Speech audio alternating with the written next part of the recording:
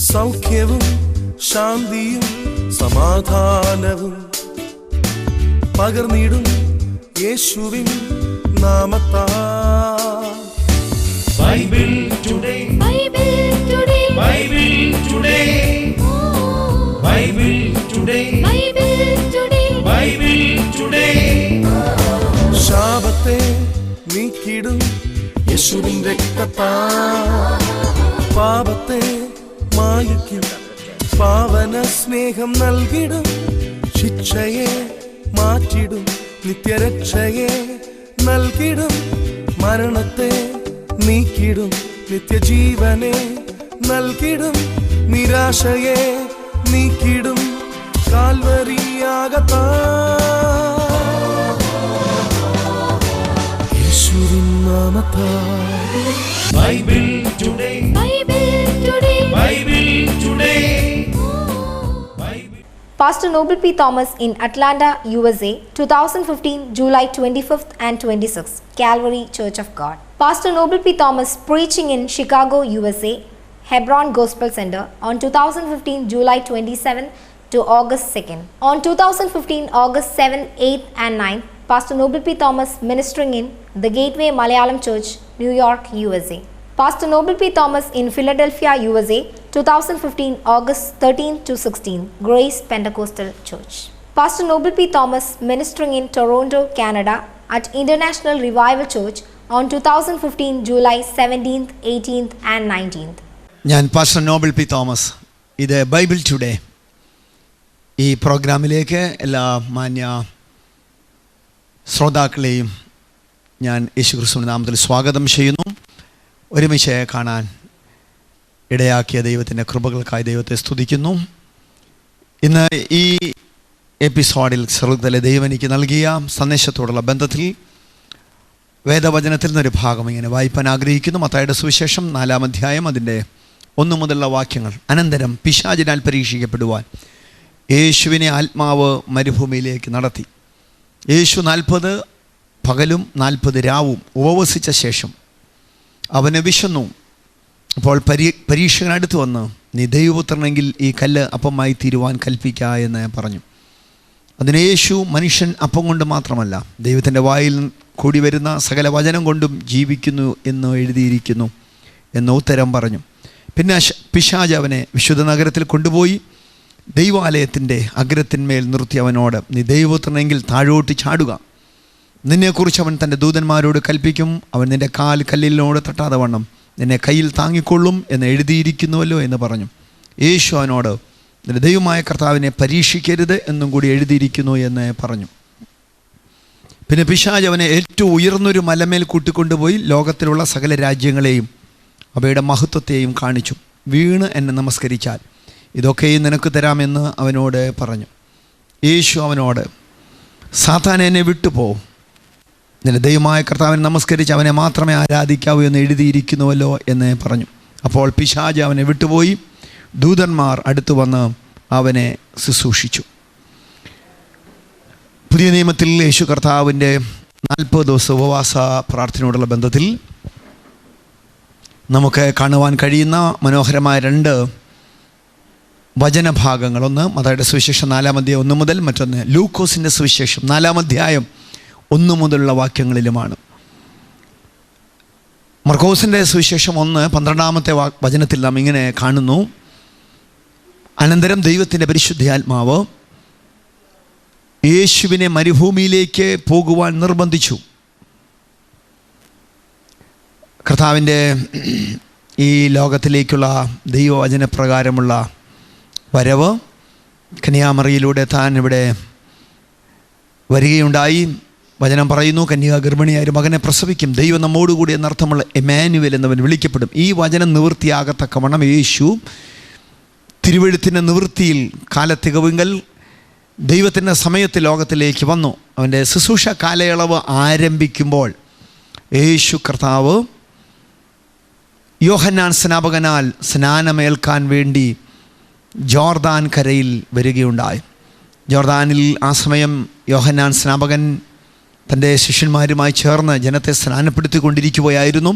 യേശു കർത്താവ് സ്നാനമേൽക്കുകയിൽ ദൈവത്തിൻ്റെ വചനം പറയുന്നു. മത്തായി 3:16 അവൻ സ്നാനമേൽക്കുകയിൽ മുങ്ങി പൊങ്ങുകയിൽ പരിശുദ്ധ റൂഹ, പരിശുദ്ധ അരൂപി, പരിശുദ്ധ ആത്മാവ് യേശുവിൻ്റെ മേൽ പ്രാവെന്നതുപോലെ ഇറങ്ങി വന്നു. സ്വർഗം തുറന്നു. പിതാവിൻ്റെ ശബ്ദം എല്ലാവരും കേൾക്കെ യേശു കർത്താവ് കേട്ടു.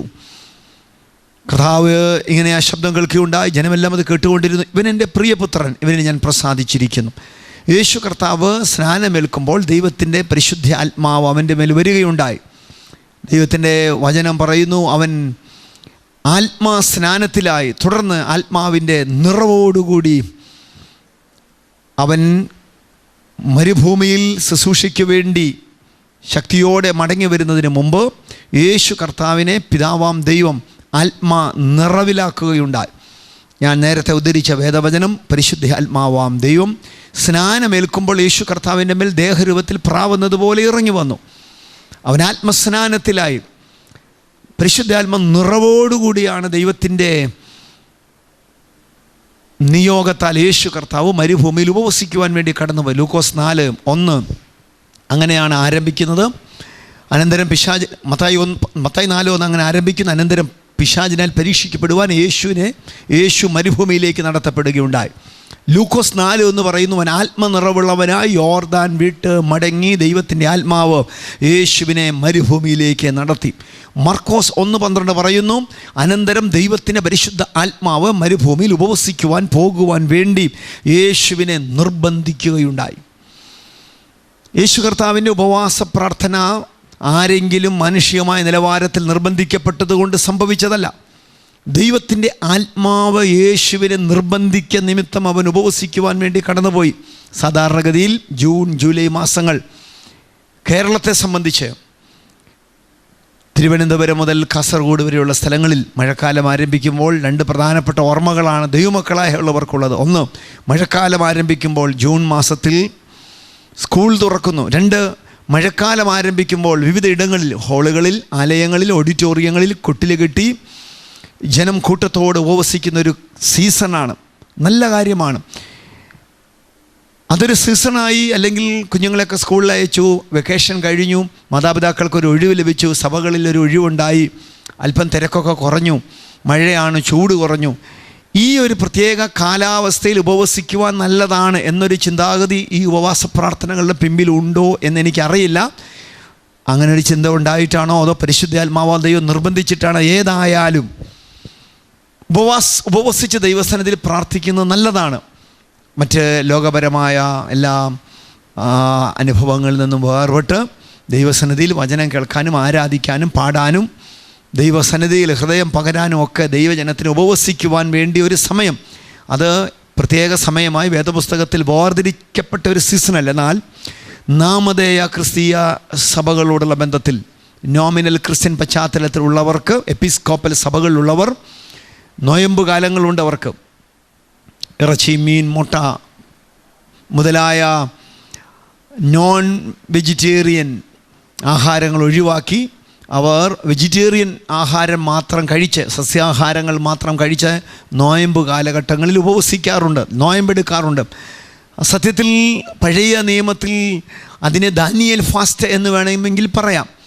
ദാനിയേൽ സാധുഭോജനങ്ങൾ ഒഴിവാക്കി ശാഖപദാർത്ഥങ്ങൾ മാത്രം കഴിച്ച് ദൈവസന്നിധിയിൽ നീണ്ട ചില ആഴ്ചകൾ ഉപവസിച്ച് പ്രാർത്ഥിച്ചതിനെക്കുറിച്ച് വേദവചനം പറയുന്നു. ഒരു പക്ഷെങ്കിൽ നോമിനൽ ക്രിസ്ത്യൻ പശ്ചാത്തലങ്ങളുള്ള നാമധേയ ക്രിസ്തീയ സംഘടനകളിൽ ഉള്ളവർ നോയമ്പിരിക്കുന്നതിൻ്റെ പശ്ചാത്തലം അങ്ങനെ ആയിരിക്കാം. Something is better than nothing. ഞാൻ അതിനെ ഒരു പോസിറ്റീവായിട്ട് തന്നെയാണ് കണക്കാക്കുന്നത്. എന്നാൽ വേർപെട്ട സമൂഹങ്ങളിൽ, സത്യത്തിലും ആത്മാവിലും ആരാധിക്കുന്ന, അഭിമാനിക്കുന്ന ദൈവസഭകളിൽ, പെന്തിക്കോസ് അനുഭവമുള്ള ദൈവസഭകളിൽ ഉപവാസ പ്രാർത്ഥനകൾക്ക് വേണ്ടി ഇങ്ങനൊരു സീസൺ പല സഭകളും വേർതിരിക്കുന്നുണ്ടെങ്കിലും പലരും ഇങ്ങനെയുള്ള പല സാധ്യതകളെയും പോസിറ്റീവായി കാണാതെ പലപ്പോഴും സ്ലിപ്പ് ചെയ്യാറുണ്ട്. നാമധേയ ക്രിസ്തീയ പശ്ചാത്തലത്തിലായിരുന്നെങ്കിൽ അങ്ങനെയുള്ളവർ ഒരു പക്ഷെങ്കിൽ നോയമ്പ് കാലഘട്ടത്തിലെങ്കിലും സസ്യാഹാരം മാത്രം കഴിച്ച് പ്രാർത്ഥനാ നിരതരാകാൻ സാധ്യതയുണ്ടായിരുന്നു.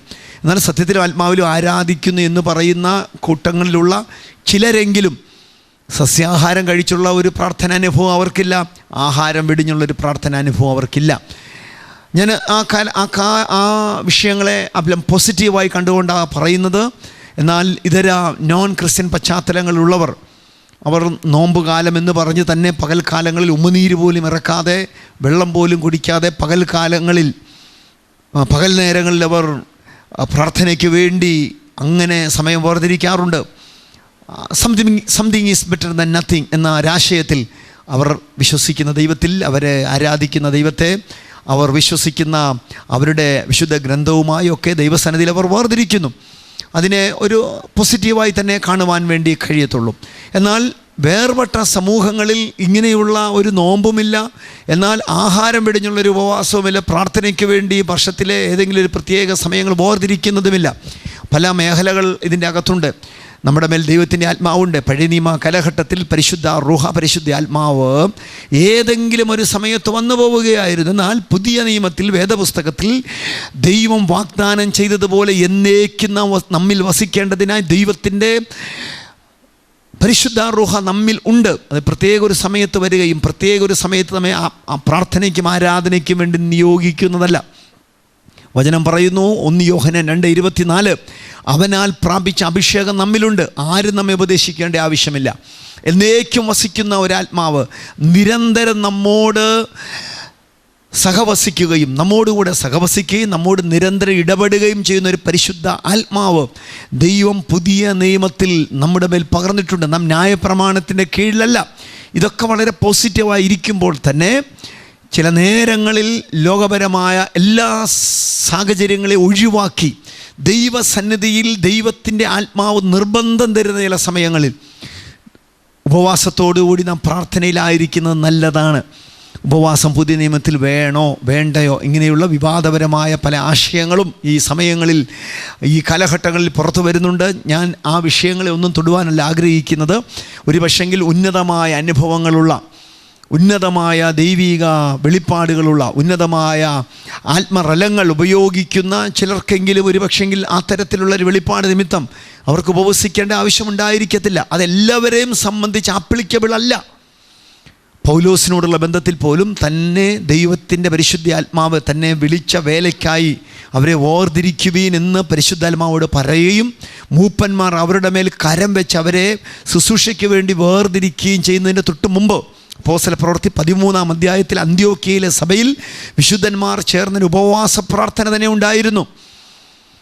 ഒരു ആത്മറലം വെളിപ്പെടുവാൻ, വിശേഷാൽ അവരെ നിയോഗിച്ച വേലയ്ക്ക് വേണ്ടി ദൈവം ചിലരെ വിശേഷാൽ വിശുദ്ധന്മാരുടെ കൈവച്ച് അഭിഷേകം ചെയ്യുന്ന ചില മണ്ഡലങ്ങൾ വെളിപ്പെടുവാൻ ഇങ്ങനെയുള്ള ഉപവാസ പ്രാർത്ഥന മേഖലകൾ സഹായകരമാകാറുണ്ട്.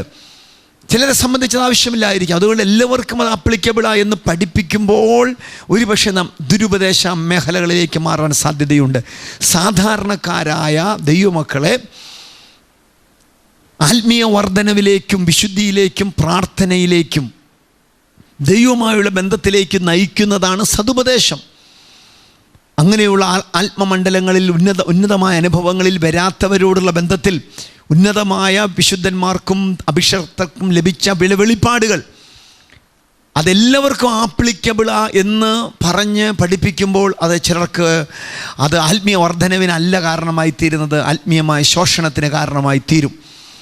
1-ാം ക്ലാസ്സിൽ പഠിക്കുന്ന കുഞ്ഞുങ്ങളുണ്ട്, നഴ്സറി കുഞ്ഞുങ്ങളുണ്ട്, ഇപ്പോൾ ജനിച്ച കുഞ്ഞുങ്ങളുണ്ട്, 10ാം ക്ലാസ്സിലും ഡിഗ്രിക്കും PGക്കും പഠിക്കുന്ന കുഞ്ഞുങ്ങളുണ്ട്.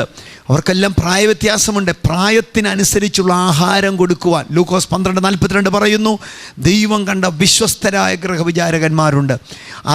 അവർക്കുള്ള ആഹാരം ആർക്കാണോ എന്താഹാരമാണോ കൊടുക്കേണ്ടത് അതതിൻ്റെ പോർഷൻ ഏതാണോ അവിടെ അങ്ങനെയാണ് പറയുന്നത്. തക്ക സമയത്ത് തീൻ കൊടുക്കേണ്ടതാ, പ്രായമനുസരിച്ച് തീൻ കൊടുക്കേണ്ടതിന് ദൈവം കണ്ട വിശ്വസ്തരായ ദൈവത്തിൻ്റെ ഗൃഹവിചാരകന്മാരുണ്ട്. ഞാൻ ഉപവാസത്തെക്കുറിച്ചാണ് ഇപ്പോൾ നിങ്ങളുമായി ഞാൻ ഷെയർ ചെയ്യുന്നത്. സാധാരണ പ്രാർത്ഥനകളേക്കാൾ ഉപവസിച്ചുള്ള പ്രാർത്ഥനകൾ ദൈവസന്നിധിയിൽ അനുഗ്രഹിക്കപ്പെട്ട മറുപടികളെ കൊണ്ടുവന്നിട്ടുണ്ട്. സത്യത്തിൽ പഴയ നിയമത്തിൻ്റെ ഉപവാസത്തിൻ്റെ ധാരണയും പുതിയ നിയമത്തിൻ്റെ ഉപവാസത്തിൻ്റെ ധാരണയും തമ്മിൽ രാപ്പകൽ വ്യത്യാസമുണ്ട്. പഴയ നിയമത്തിൽ യുദ്ധം ചെയ്യിക്കുവാനും ശത്രുവിനെ തോൽപ്പിക്കുവാനും ദൈവത്തിൽ നിന്ന് പ്രത്യേക ഫേവർ, പ്രീതി സമ്പാദിക്കുവാനും ചില പ്രത്യേക അനുഭവങ്ങൾ പ്രാപിക്കുവാനും രാജ്യങ്ങളും രാജാക്കന്മാരും ഇസ്രായേൽ ഉപവസിച്ച അനേക ചരിത്രങ്ങൾ കാണുന്നുണ്ട്. ശുഭയാത്രയ്ക്ക് വേണ്ടി ദൈവസന്നിധിയിൽ അവരുടെ യാത്രയിലുള്ള ശത്രുത്വങ്ങളിൽ നിന്നും പതിയിരിപ്പുകളിൽ നിന്നും വിടുവിക്കപ്പെടുവാൻ എസ്രയുടെ നേതൃത്വത്തിൽ ജനം എസ്രയുടെ പുസ്തകത്തിൽ ഉപവസിച്ചത് കാണുവാൻ വേണ്ടി കഴിയും. ഓരോരോ ആവശ്യങ്ങൾക്കായി ദൈവസന്നിധിയിൽ ഉപവസിച്ച രാജ്യങ്ങളെയും രാജാക്കന്മാരെയും ജനങ്ങളെയും ദൈവത്തിൻ്റെ ദാസിദാസന്മാരെയും പഴയ നിയമത്തിൽ കാണാം. 21 ദിവസം ഉപവസിച്ച ദാനിയേലിനെ കാണാം. 7 ദിവസം ഉപവസിച്ച് പ്രാർത്ഥിച്ച ദാവീദിനെ കാണാം. 40 ദിവസം ഉപവസിച്ച മോശയെ കാണാം. 3 ദിവസം ഉപവസിച്ച് പ്രാർത്ഥിച്ച രാജ്യങ്ങളെയും രാജാക്കന്മാരെയും കാണാം. കുഞ്ഞുകുട്ടി, ആബാലവൃദ്ധം, അവരുടെ മൃഗ സമ്പത്തും എല്ലാമായി ഉപവസിച്ച അനേക അനുഭവങ്ങൾ പഴയ നിയമത്തിൽ കാണാം. എന്നാൽ പുതിയ നിയമത്തിൻ്റെ ഉപവാസം എന്ന് പറയുന്നത് ഒരു സത്യാഗ്രഹമല്ല.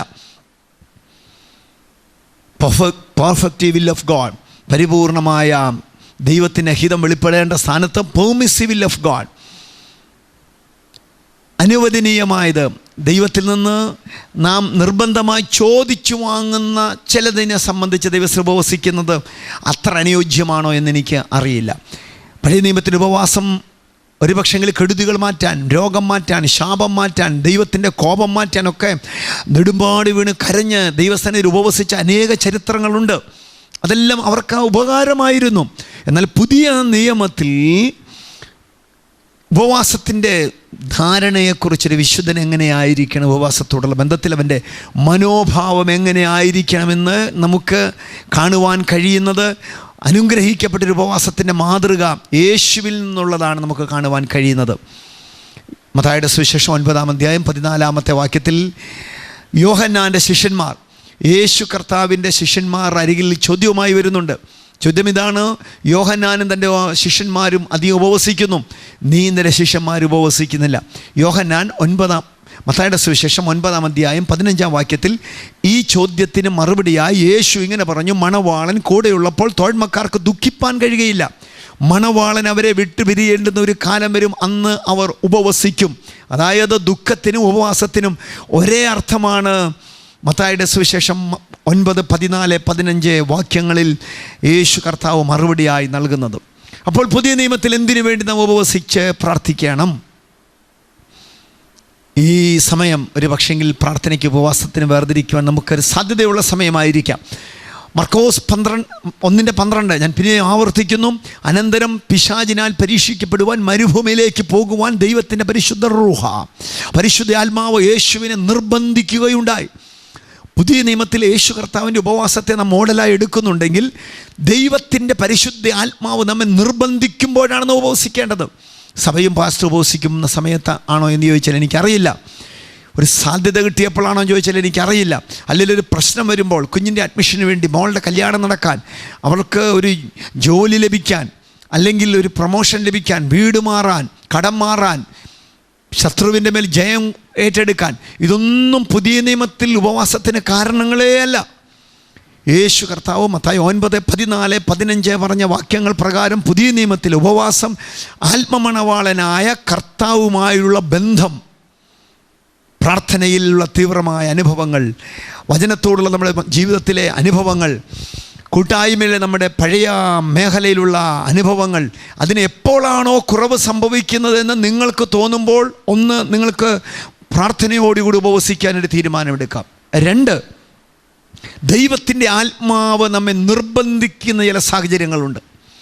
അപ്പോൾ ഉപവസിക്കാനും പ്രാർത്ഥിക്കാനും നാം തയ്യാറാണ്. സാധാരണ നിലവാരത്തിലുള്ള പ്രാർത്ഥനയേക്കാൾ ദൈവത്തോടെ കൂടുതൽ പ്രാർത്ഥിക്കേണ്ടതിനായി ദൈവത്തിൻ്റെ പരിശുദ്ധ റൂഹ, പരിശുദ്ധ ആത്മാവ് നമ്മെ നിർബന്ധിക്കുന്ന ചില സമയങ്ങളുണ്ട്. അപ്പോൾ നാം ഉപവസിച്ച് പ്രാർത്ഥിപ്പാൻ തയ്യാറാവുക. എൻ്റെ ദൈവമക്കളെ, ഒരു കൂട്ടായ്മയിൽ നാം വചനം കേൾക്കുമ്പോൾ, പ്രാർത്ഥന നിരതരായിരിക്കുമ്പോൾ, വേദവചനം വായിക്കുമ്പോൾ, നിങ്ങളുടെ വ്യക്തിപരമായ പ്രാർത്ഥനയിൽ ദൈവത്തിൻ്റെ ആത്മാവ് നിർബന്ധിക്കുന്ന ചില സമയങ്ങളുണ്ട്. ഉറക്കെ ഒരു സ്തോത്രം ചെയ്യാൻ, ദൈവസന്നിധിയിൽ ഒന്ന് ആരാധിക്കാൻ, ദൈവസന്നിധിയിൽ കുറച്ചും കൂടെ പ്രാർത്ഥിപ്പാൻ, കൂടുതൽ ദൈവവചനം പഠിപ്പാൻ, കരഞ്ഞൊന്ന് പ്രാർത്ഥിപ്പാൻ ആത്മാവ് നിങ്ങളെ നിർബന്ധിക്കുന്നുണ്ടെങ്കിൽ ഓർത്തോ, ഏതൊക്കെയോ ചില പരീക്ഷകളെ ജയിപ്പാൻ പരിശുദ്ധ ആത്മാവിൻ്റെ അമിതബലം ദൈവം നിങ്ങളിലേക്ക് പകരുകയാണ്. ദൈവത്തിൻ്റെ ആത്മാവ് പ്രാർത്ഥനയ്ക്കായി നമ്മെ നിർബന്ധിക്കുമ്പോൾ, ഉപവസിക്കാൻ നമ്മെ നിർബന്ധിക്കുമ്പോൾ, കുറച്ച് നേരം പോയി കരഞ്ഞതുകൊണ്ട് കാര്യമില്ല, കുറച്ച് നേരം പോയി ദൈവസന്നിധിയിൽ ആരാധിച്ചതുകൊണ്ട് കാര്യമില്ല, കുറേ പേര് ഫോൺ വിളിച്ചതുകൊണ്ട് കാര്യമില്ല, ഈ TV സ്ക്രീനിൽ കാണുന്ന കുറേ ദൈവദാസന്മാർ വിളിച്ച് പ്രാർത്ഥനാ വിഷയം പറഞ്ഞതുകൊണ്ട് കാര്യമില്ല. പരിശുദ്ധ ആത്മാവ് ഉപവസിക്കാൻ, പ്രാർത്ഥിപ്പാൻ നിങ്ങളുടെ ഉള്ളിൽ നിർബന്ധം നൽകുമ്പോൾ, സാഹചര്യങ്ങളെ അവഗണിച്ച് മറ്റുള്ളവരുടെ താല്പര്യങ്ങളോ തീരുമാനങ്ങളോ നോക്കാതെ വേഗത്തിൽ ആഹാരം വെടിഞ്ഞ് ഉപവസിക്കുവാൻ ഒരു വിശുദ്ധൻ ദൈവ തയ്യാറാവുക. എന്തിനു വേണ്ടി? വരാൻ പോകുന്നതിലെ പരീക്ഷകളെ ദൈവാത്മാവിൻ്റെ അധികാരത്താൽ ദൈവവചനം എന്ന വാളുപയോഗിച്ച് വെട്ടി ജയിപ്പാൻ നമ്മുടെ മേൽ ദൈവത്തിൻ്റെ ആത്മാവ് കൃപ നൽകുന്ന സമയങ്ങൾ വരാൻ പോകുകയാണ്. ഞാൻ കർത്താവിൻ്റെ ഉപവാസ പ്രാർത്ഥനയുടെ ഒടുവിൽ സംഭവിച്ച ചില കാര്യങ്ങളെക്കുറിച്ച് വേഗത്തിൽ വിശദീകരിക്കാൻ പോവുകയാണ്. ത്രിമണ്ഡലങ്ങളിൽ ഈ ഉപവാസത്തിൻ്റെ ഒടുവിൽ യേശുവിനെ വന്ന പരീക്ഷകൻ പരീക്ഷിക്കുകയുണ്ടായി. എപ്പോഴും ഓർക്കുക, ദൈവത്തിൻ്റെ ആത്മാവ് നമ്മെ നിർബന്ധിച്ച, പരിശുദ്ധ ആത്മാവ് ഹേമം തരുന്ന, നിയോഗം തരുന്ന അനുഗ്രഹിക്കപ്പെട്ട ഒരു ഉപവാസ പ്രാർത്ഥന ഉപവാസത്തിന് ശേഷം നമ്മുടെ മുമ്പിൽ പരീക്ഷകൻ വിവിധ മേഖലകളിൽ പരീക്ഷകളുമായി വരാൻ സാധ്യതയുണ്ട്. തുടർന്നുള്ള സമയങ്ങൾ വളരെ ബുദ്ധിയോടും ദൈവകൃപയോടും കൂടെ തീരുമാനങ്ങൾ എടുക്കാൻ വേണ്ടി നിങ്ങൾ ഒരുങ്ങിയിരിക്കുക. മറ്റൊരു പ്രധാനപ്പെട്ട മേഖല, ഈ വചനത്തിലൂടെ ദൈവാത്മാവ് നമ്മെ പഠിപ്പിക്കുന്നത്, യേശുവിൻ്റെ ഉപവാസ പ്രാർത്ഥന കഴിഞ്ഞപ്പോൾ തനിക്ക് ഏറ്റവും അത്യാവശ്യമായിരുന്ന ആഹാര കാര്യത്തിൽ വചനം പറയുന്നു, 40 ദിവസം ഉപവാസം കഴിഞ്ഞു, തനിക്ക് വിശന്നു, ദാഹിച്ചു എന്ന് അവിടെ വേദഭാഗങ്ങളിൽ കാണുന്നില്ല. വിശന്നു, ആ ചിന്ത നമുക്ക് തരുന്ന ഒരു ധാരണ, ഇതൊരു ഉപദേശമൊന്നുമല്ല, ഒരു ചിന്ത. ഒരു പക്ഷേ യേശു കർത്താവിൻ്റെ ഉപവാസത്തിൽ അവൻ വെള്ളം കുടിച്ചുകൊണ്ടായിരിക്കും ഉപവസിച്ചത് എന്നെനിക്കറിയില്ല, എൻ്റെ ഒരു ചിന്തയാണ്. വെള്ളം കൂടെ കുടിച്ചില്ലായിരുന്നെങ്കിൽ ഉപവാസം 40 കഴിയുമ്പോൾ യേശുവിന് ദാഹിച്ചു എന്നായിരുന്നു കാണാൻ സാധ്യത. യേശുവിന് വിശന്നു. ഈ വിശന്ന സമയത്ത് അവിടെ കാണുന്നത്, പരീക്ഷകൻ വന്നു, തനിക്ക് വളരെ അത്യാവശ്യമായി ഇപ്പോൾ വേണ്ടത് ആഹാരമാണെന്നറിഞ്ഞ പിശാച് കർത്താവിൻ്റെ അടുത്ത് വന്ന് പറയുകയാണ്, നീ ദൈവപുത്രനെങ്കിൽ ഈ കല്ലുകളോട് അപ്പമായി തീരുവാൻ കൽപ്പിക്കാം. എൻ്റെ ദൈവമക്കളെ, നിങ്ങളുടെ ആഴമേറിയ ദൈവാത്മാവുമായുള്ള ഒരു മിംഗ്ലിങ് അനുഭവിക്കുന്ന ഒരു പ്രാർത്ഥനാ പോരാട്ടത്തിന് ശേഷം, ഒരു ഉപവാസത്തിന് ശേഷം, ഒരു ആരാധനയ്ക്ക് ശേഷം, ഒരു വചന ധ്യാനത്തിന് ശേഷം, അനുഗ്രഹിക്കപ്പെട്ട കർത്താവുമായിട്ടുള്ളൊരു സ്പിരിച്വൽ എൻകൗണ്ടറിന് ശേഷം നിങ്ങൾക്ക് വേണ്ടി നിർബന്ധമായും ഒരു വഴി തുറക്കാൻ സാധ്യതയുണ്ട്, ഒരു വാതിൽ തുറക്കാൻ സാധ്യതയുണ്ട്. ആ വാതിൽ വഴി തുറക്കുമ്പോൾ ഇടിച്ചു കയറി അതിനകത്തൂടെ പ്രവേശിക്കരുത്. 3 മേഖലയിൽ നിങ്ങൾക്ക് വേണ്ടി ഇതിന് ശേഷം ഒരു വഴി തുറക്കാം. 1, ദൈവം നിങ്ങൾക്ക് വേണ്ടി ഒരു വഴി തുറക്കാം. 2, പിശാച് നിങ്ങൾക്ക് വേണ്ടി ഒരു വാതിൽ തുറക്കാം. 3, മനുഷ്യൻ നിങ്ങൾക്ക് വേണ്ടി ഒരു വഴി തുറക്കാം. മനുഷ്യൻ തുറക്കുന്നതിലൂടെ നീ കയറരുത്, ഒരു പക്ഷേ ആ വഴി അടയാൻ സാധ്യതയുണ്ട്. അതിൻ്റെ അകത്ത് ചില ദുഃഖിപ്പിക്കുന്ന അനുഭവങ്ങൾ ഉണ്ടാവാൻ സാധ്യതയുണ്ട്. പിശാച് തുറക്കുന്ന വാതിലിലൂടെ നീ പോകരുത്, അതിൻ്റെ അകത്ത് വലിയ വഞ്ചനയുണ്ട്, അപകടങ്ങൾ പതിയിരിക്കുന്നു, മരണം വരെ ഉണ്ടാകാം. എന്നാൽ ദൈവം തുറക്കുന്നതിലൂടെ നീ കയറിയാൽ അതിൻ്റെ അകത്ത്, അതിൻ്റെ ഒടുവിൽ അനുഗ്രഹിക്കപ്പെട്ട ചില മേഖലകളിലൂടെ നമുക്ക് സഞ്ചരിക്കുവാൻ കഴിയും. നിങ്ങൾക്ക് പിന്നെയും കൺഫ്യൂഷനായി. ആഴമേറിയ ചില ആത്മീയ അനുഭവങ്ങൾക്ക് ശേഷം എൻ്റെ മുമ്പിൽ തുറക്കുന്ന, എൻ്റെ മകൾക്ക് വേണ്ടിയുള്ള വിവാഹ കാര്യത്തിൽ, എൻ്റെ ജോലിയോടുള്ള ബന്ധത്തിൽ, എൻ്റെ പ്രൊമോഷനോടുള്ള ബന്ധത്തിൽ, യാത്രയോടുള്ള ബന്ധത്തിൽ, എൻ്റെ ഒരു വീടിൻ്റെ ലോണിനോടുള്ള ബന്ധത്തിൽ, ഈ വാഹനം വാങ്ങുന്ന വിഷയത്തിൽ, ദൈവമേ ഇപ്പോൾ തുറന്ന വാതിൽ ദൈവം തുറന്നതാണോ, പിശാച് തുറന്നതാണോ, മനുഷ്യൻ തുറന്നതാണോ? കൺഫ്യൂഷൻ. കണ്ടുപിടിക്കാനൊരു മാർഗമുണ്ട്. അല്പം വെയിറ്റ് ചെയ്യുക, പ്രാർത്ഥിച്ച് വെയിറ്റ് ചെയ്യുക. ഒരാലോചന വരുമ്പോൾ, ഒരു ഓഫർ നിങ്ങൾക്ക് ലഭിക്കുമ്പോൾ, നിങ്ങൾക്ക് വേണ്ടി ഒരു നല്ല കോൾ വരുമ്പോൾ നിങ്ങൾ വെയിറ്റ് ചെയ്യുക. ഇടിച്ചതിൻ്റെ അകത്തേക്ക് ചാടി വീഴരുത്. ദൈവമാണ് തുറന്നതെങ്കിൽ അത് അടയത്തേയില്ല. പിശാച് തുറന്ന് അടഞ്ഞു പോകും, മനുഷ്യൻ തുറന്നു അടഞ്ഞു പോകും. ദൈവമാണ് നിങ്ങൾക്ക് വേണ്ടി തുറന്നതെങ്കിൽ അത് നിങ്ങളുടെ അളവിൽ, നിങ്ങളുടെ പേരിൽ തന്നെ തുറക്കത്തുള്ളൂ. മനുഷ്യൻ തുറന്നതാണെങ്കിൽ, പിശാച് തുറന്നതാണെങ്കിൽ നിങ്ങൾ ഭയപ്പെടരുത്, അത് വേറൊരാൾ അടിച്ചുകൊണ്ട് പോയെന്നെങ്കിൽ പോട്ടെ. ദൈവം തുറന്നത് നിങ്ങളുടെ അളവിലാണ്, അതിൻ്റെ അകത്തൂടെ വേറൊരാൾക്ക് കയറാൻ കഴിയില്ല. നിൻ്റെ തലമുറയ്ക്ക് വേണ്ടി ദൈവം തുറന്നത് മറ്റൊരാൾക്ക് ദൈവം അനുവദിക്കത്തില്ല, മറ്റൊരാൾക്ക് ദൈവം അതിന്മേൽ കരം വയ്ക്കാൻ അനുവാദം കൊടുക്കത്തില്ല. ദൈവം തുറന്നത് ശാശ്വതമാണ്, ദൈവം തുറന്നത് അനുഗ്രഹമാണ്, ദൈവം തുറന്നത് സമാധാനമാണ്, ദൈവം തുറന്നത് ഉയർച്ചയാണ്, ദൈവം തുറന്നതിൻ്റെ അകത്തൊരു മാന്യതയുണ്ട്. റോമാലേഖനം 12:1 പറയുന്നു, സഹോദരന്മാരെ, നിങ്ങൾ ബുദ്ധിയുള്ള ആരാധനയായി നിങ്ങളുടെ ശരീരങ്ങളെ ജീവനും വിശുദ്ധിയും ദൈവത്തിന് പ്രസാദമുള്ള യാഗമായി സമർപ്പിപ്പിൻ. അടുത്ത വാക്യം പറയുന്നു, ഈ ലോകത്തിന് അനുരൂപരാകാതെ നന്മയും പ്രസാദവും പൂർണ്ണതയുമുള്ള ദൈവഹിതം എന്നതെന്ന് തിരിച്ചറിയേണ്ടതിന് മനസ്സ് പുതുക്കിയിരുവ എന്ന് പറഞ്ഞാൽ എന്താണ്? നമുക്ക് വേണ്ടി ദൈവം തുറക്കുന്നതിൻ്റെ അകത്ത്, ദൈവഹിതമായതിൻ്റെ അകത്ത് നന്മയുണ്ടാകണം, പൂർണ്ണതയുണ്ടാകണം, പ്രസാദമുണ്ടാകണം. നന്മയും പ്രസാദവും പൂർണ്ണതയുമുള്ള ദൈവഹിതം. നിങ്ങൾക്ക് ഏതാ വേണ്ടത്? ഒരു 40% മതിയോ? ഒരു 60 മതിയോ? നല്ലത് മതിയോ? ഏറ്റവും നല്ലത് വേണോ? ഇന്ന് പകലിൽ ഈ സ്ക്രീനിന് മുമ്പിൽ കൺഫ്യൂസ്ഡായ ചിലരോടുള്ള ബന്ധത്തിൽ, നിങ്ങളുടെ ആത്മീയ, മാനസിക, സാമ്പത്തിക, ശാരീരിക മണ്ഡലങ്ങളിൽ ഇത് ദൈവമാണോ തുറന്നത്, മനുഷ്യനാണോ പിശാചാണോ തുറന്നതെന്നുള്ള കൺഫ്യൂഷൻ കർത്താവ് മാറ്റാൻ പോവുക. ഇന്ന് വരെ അനുഭവിക്കാത്ത നിലവാരത്തിലുള്ള പരിശുദ്ധാത്മാവുമായുള്ള എൻകൗണ്ടർ കൂട്ടിമുട്ടൽ, കൂടിക്കാഴ്ച നിങ്ങൾക്ക് ദൈവം നൽകാൻ വേണ്ടി ആഗ്രഹിക്കുകയാണ്. ദൈവഹിതമായിട്ടുള്ള ഉപവാസം, ദൈവഹിതമായിട്ടുള്ള ഉപവാസ പ്രാർത്ഥന അത് പരിശുദ്ധാത്മാവ് നയിക്കുമ്പോഴാണ്. ദൈവഹിതമായിട്ടുള്ള ഉപവാസ പ്രാർത്ഥന അത് ദൈവത്തിൻ്റെ സമയത്താണ്. കർത്താവിൻ്റെ ഉപവാസത്തിൽ അതാണ് നടന്നത്. ഉപവാസ പ്രാർത്ഥന ഒടുവിൽ തുറക്കപ്പെട്ട ഒരു വാതിൽ, അത് പിശാചായിരുന്നു തുറന്നത്. അതുകൊണ്ട് കർത്താവ് പറഞ്ഞു, മനുഷ്യൻ അപ്പം കൊണ്ട് മാത്രമല്ല ദൈവത്തിൻ്റെ വായിൽ നിന്ന് വരുന്ന വചനം കൊണ്ടും ജീവിക്കുന്നു. സമയത്തിൻ്റെ പരിമിതി നിമിത്തം ഞാൻ ഈ എപ്പിസോഡിലെ സന്ദേശം ഇവിടെ അവസാനിപ്പിക്കുകയാണ്. ദൈവസന്നിധിയിൽ ആഴമേറിയ ചില ആത്മീയ അനുഭവങ്ങൾ പ്രാപിച്ചിട്ട് തുറക്കപ്പെട്ട വാതിൽ ഇത് ആരാ തുറന്നത്, പ്രവേശിപ്പാൻ കഴിയുമോ, ഇതിന് യേസ് പറയണമോ, നോ പറയണമോ, ഇനിയും ആ അനുഭവത്തിൽ ഞാൻ എന്തു ചെയ്യും എന്ന് ഭാരപ്പെട്ടിരിക്കുന്നവരോട് ദൈവത്തിൻ്റെ ആത്മാവ് പറയുന്നു, പുതിയ നിയമത്തിൻ്റെ ദൈവഹിതം മനസ്സിലാക്കുന്ന ഏറ്റവും നല്ല ഒരു അനുഭവം, പുതിയ നിയമത്തിൻ്റെ ദൈവഹിതത്തിൽ ഇന്ന് വരെ ഇല്ലാത്ത സമാധാനം നിങ്ങളെ വാഴുവാനിടയായി തീരും. മറ്റു ചില കൺഫർമേഷൻ ദൈവദാസന്മാരിലൂടെയോ വചനത്തിലൂടെ നിങ്ങൾക്ക് ലഭിക്കും. കൺഫ്യൂസ്ഡായ ഇന്ന് പകലിൽ ഈ വചനത്തിന് മുമ്പിലായിരിക്കുന്ന പ്രിയ അങ്കിൾ, ആൻറ്റി, സഹോദര, സഹോദരി, കുഞ്ഞെ, നിൻ്റെ ജീവിതത്തിൽ ഇപ്പോൾ തുറക്കപ്പെട്ട വാതിൽ ദൈവത്തിൻ്റെ ആണോ ഇല്ലയോ എന്നറിയുവാൻ നീ പ്രാർത്ഥനയോടെ വെയിറ്റ് ചെയ്യാം. ദൈവം തുറന്നാണേൽ ഒരു മനുഷ്യനും അടക്കാൻ കഴിയില്ല. വചനം പറയുന്ന വെളിപ്പാട് പുസ്തകം, ആരും അടയ്ക്കാതെ വണ്ണം തുറക്കുന്ന, ആരും തുറക്കാതെ വണ്ണം അടയ്ക്കുകയും ചെയ്യുന്ന യഹൂദാ ഗോത്രത്തിലെ സിംഹവും ദാവീദിൻ്റെ വേരുമാണ് യേശു. വിശ്വസിക്കുന്നുണ്ടെങ്കിൽ പ്രാർത്ഥനയ്ക്കായി ഹൃദയങ്ങളെ ഏകാഗ്രമാക്കിയാട്ടെ. സ്വർഗീയ പിതാവേ, ഞാൻ പ്രാർത്ഥിക്കുന്നു ഈ ജനത്തിനു വേണ്ടി. പ്രാർത്ഥനയോടുള്ള ബന്ധത്തിൽ ആഴമേറിയ ആത്മീയ അനുഭവങ്ങൾക്ക് തൊട്ട് പിന്നാലെ ഇപ്പോൾ ഈ ജനത്തിന് വേണ്ടി സ്വർഗത്തിലെ ദൈവം തുറന്ന, അവരുടെ തലമുറയ്ക്ക് വേണ്ടി തുറന്ന, അവരുടെ ഭൗമികമായ വിഷയത്തിൽ തുറന്ന, അവരുടെ ശുശ്രൂഷകളോടുള്ള ബന്ധത്തിൽ തുറന്ന, യാത്രയോടുള്ള ബന്ധത്തിൽ തുറന്ന വാതിൽ ദൈവഹിതമല്ലാത്തതെല്ലാം അടയട്ടെ. ദൈവത്തിൻ്റെ ഹിതം മാത്രം വെളിപ്പെട്ട് വരട്ടെ.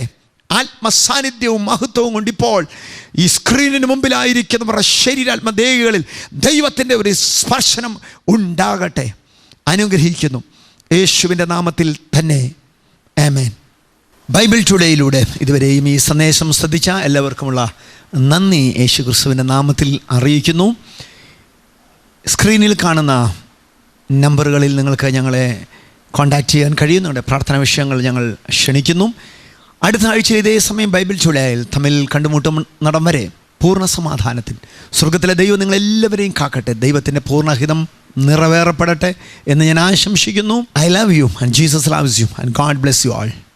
Pastor Noble P. Thomas in Atlanta, USA, 2015, July 25th and 26th, Calvary Church of God. Pastor Noble P. Thomas preaching in Chicago, USA, Hebron Gospel Center on 2015, July 27th to August 2nd. On 2015, August 7th, 8th and 9th, Pastor Noble P. Thomas ministering in the Gateway Malayalam Church, New York, USA. Pastor Noble P. Thomas in Philadelphia, USA, 2015, August 13th to 16th, Grace Pentecostal Church. Pastor Noble P. Thomas ministering in Toronto, Canada at International Revival Church on 2015, July 17th, 18th and 19th.